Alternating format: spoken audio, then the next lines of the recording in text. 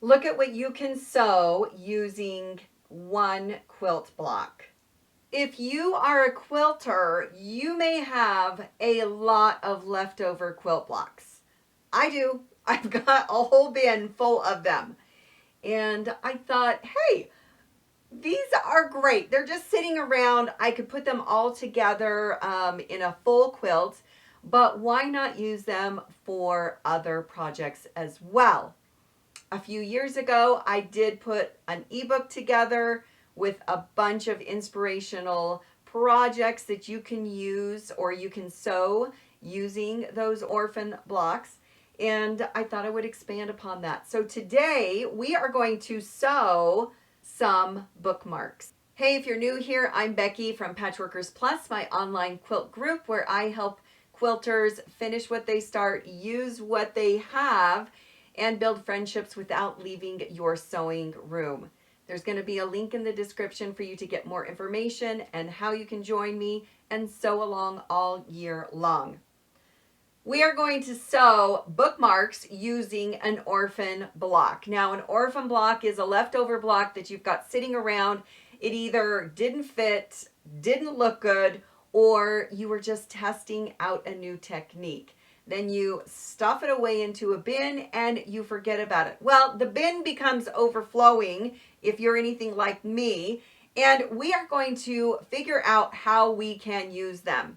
So today we are going to sew some blocks, sew a block into 3 different bookmarks. So this is one, I believe it was 12.5-inch block. All right, let's get sewing.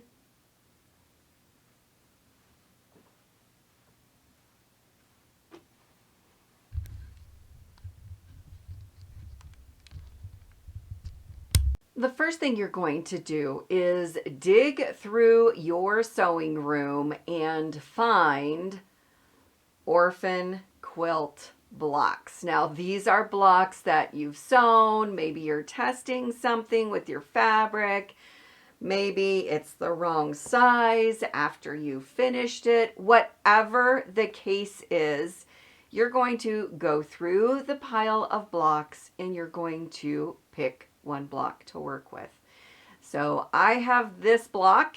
This is what I'm going to make my bookmark out of. So after you choose your block, you are going to cut up the pieces that you need for this. So you need a front and a back, and you need a stabilizer. Now, if you don't have like a sew-in stabilizer or maybe a fusible, you could use a piece of flannel.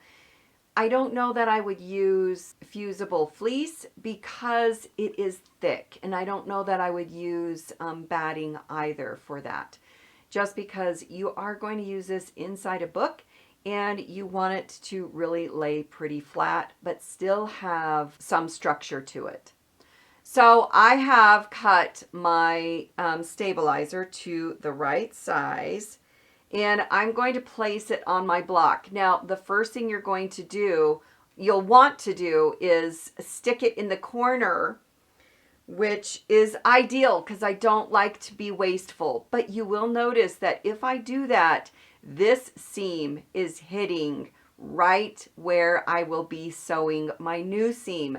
And that is going to give me a lot of grief. And so I don't want anything to be in that area. So I'm going to move my stabilizer up just a little bit to get it out of there. I could do it a little closer if I wanted to, and that would work as well. The next thing you're going to do is just cut this out, and you can either use your stabilizer as your template, or you know the size, so you can just use your ruler to cut it out as well.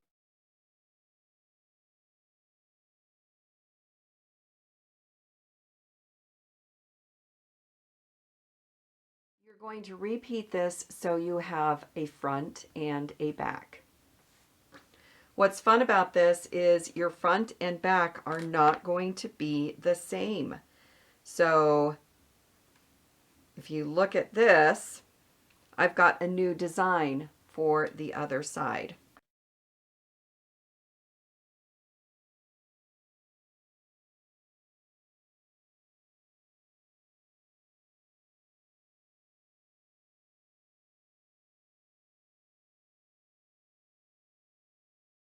Because I have more block available, I'm going to just continue to cut a few more pieces and make additional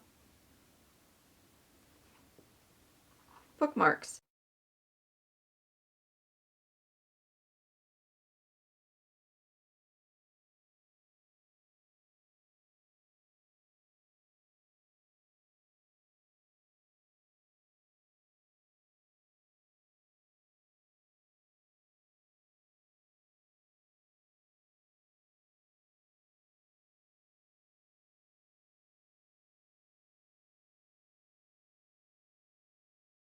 Now, just for funsies, this is left over, and what I'm going to do is just trim off my edge so it's straight.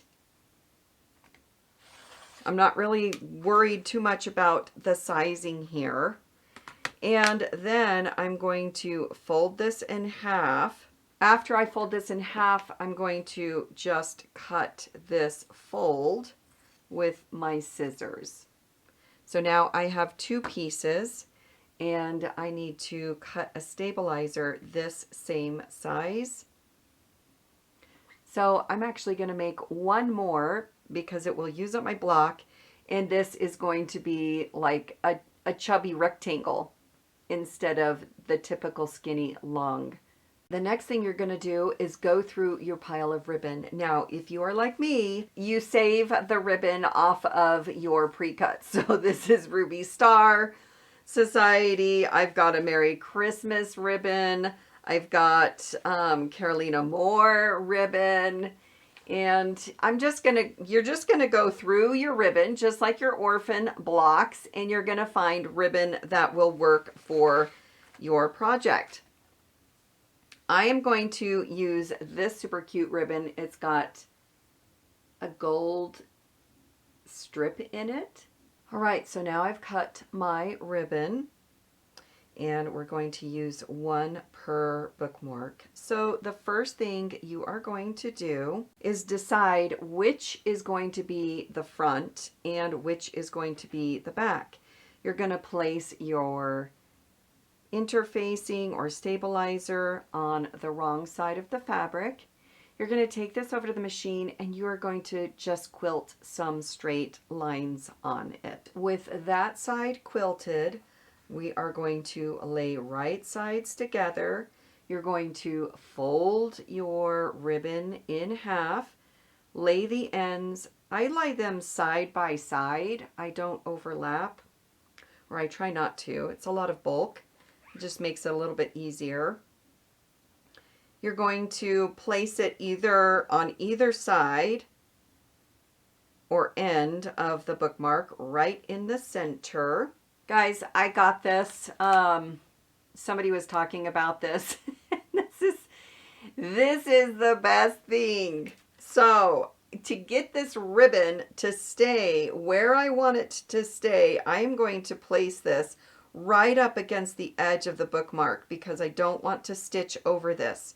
So I placed it where I want to put my ribbon. I'm going to peel my paper off, and then I am going to stick my ribbon right down on it, and it's going to hold it in place without a pin. It is so, so fantastic. You really should check that out if you haven't yet. Okay, with that in place, and it is sticky, we're going to lay right sides together. You're going to clip or pin this. You're going to take it to your machine, and you're going to stitch all the way around it, but you do need to leave an opening for turning this right sides out. With that stitched, we are going to snip the corners and turn it right sides out.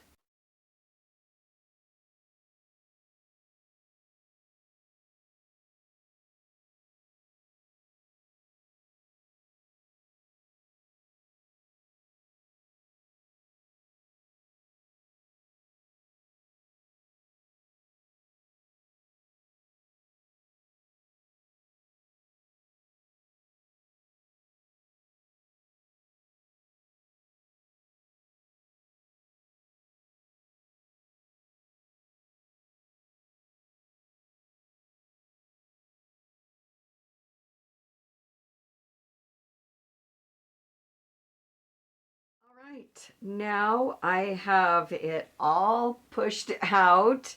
Use something pointy but not sharp, like the ball pushers, to push those corners out really nicely. And you're going to take this over to the ironing board. You're going to press this really well. So kind of wiggle your fingers at those seams, get that fabric to lay down flat, and make sure that you have your opening folded in properly as well. All right, there we go. The next step is to stitch right along the edge all the way around, and that will catch that opening and close it for you as well. There we go. This is the first bookmark finished. So I'm just going to repeat that process for the other two. And that one's going to be just a little bit different in size. This is a fun project that you can quickly sew up and finish in an afternoon using a quilt block that's just sitting around in your sewing room, doesn't have a place to go, and it gives a pieced look for your project.